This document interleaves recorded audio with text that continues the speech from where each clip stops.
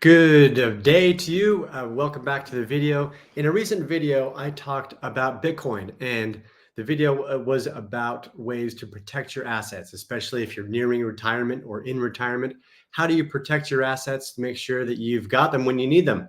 And I included Bitcoin and referenced Goldman Sachs and other banks now saying that having a small portion of Bitcoin in your portfolio can increase the returns, boost the returns, while decreasing the losses and volatility.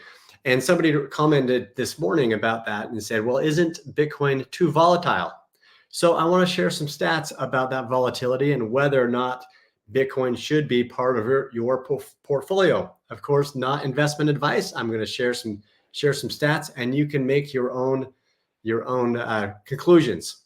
So first, let's talk about Bitcoin. I'm sharing my screen here. This report by VanEck shows that Bitcoin has been the best performing asset class 8 out of the past 11 years. So you can see since 2013, it has been, it was the top performing asset class, outperforming US equities, real estate, bonds, treasuries, commodities, and even gold.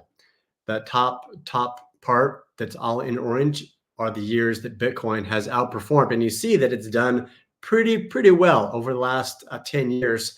You see in the top right, it's averaged 732%, considering that the S&P averages about 10%, 10, 11%. The downside is you'll see in the years where it wasn't the best performing asset, it was the worst. Go to 2014, 2018, and 2022, which are the crypto bear markets. It was down 60%, 72%, and 65%.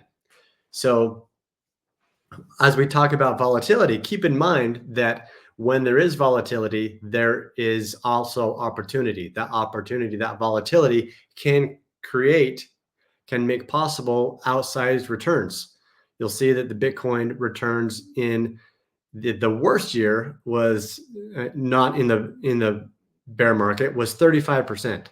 So Bitcoin has been an outstanding performer. Those averages, those returns probably won't be sustainable because they're going down a little bit every year, as is the volatility. But it's definitely a great performer, which is why Goldman and others have said that it should be part of your portfolio.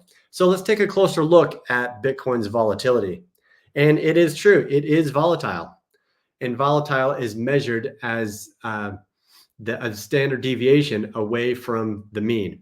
So you'll see that volatile is about 4 times more volatile than US equities.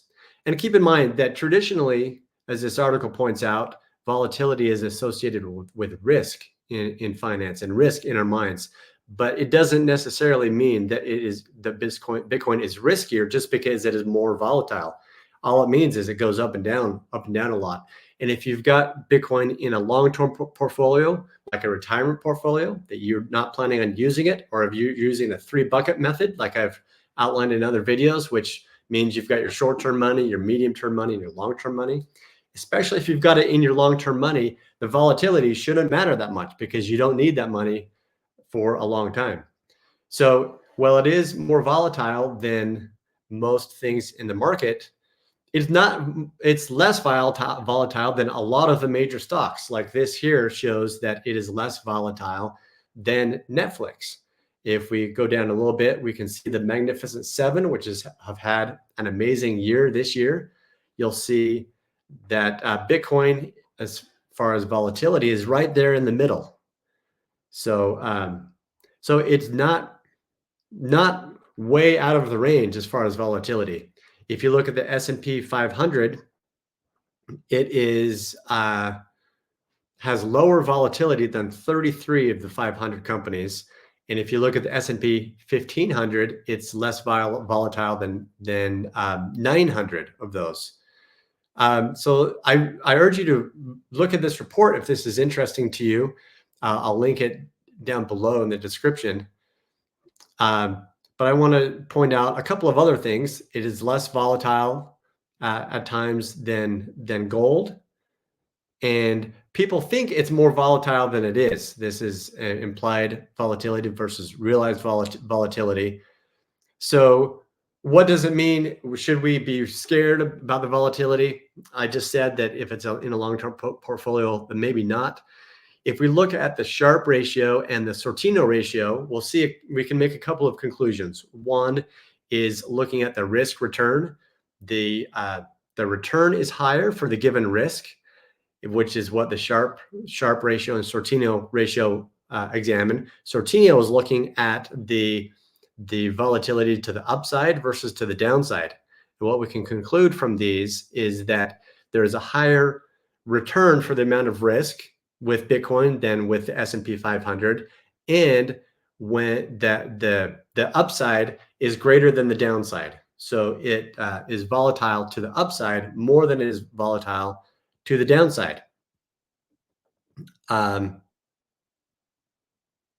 so I think that's important to consider. So a couple of things. One, Bitcoin is more volatile than the general market. It is not as volatile or more volatile than a lot of stocks. It's kind of in the middle of a lot of stocks, a lot of popular stocks. The volatility is going down.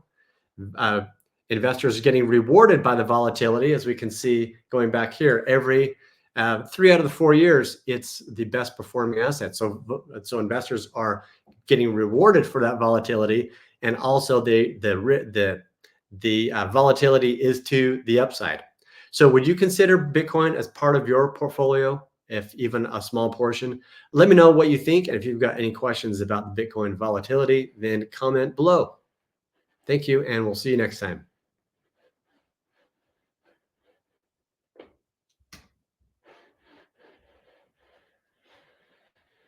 And it's not letting me. Okay.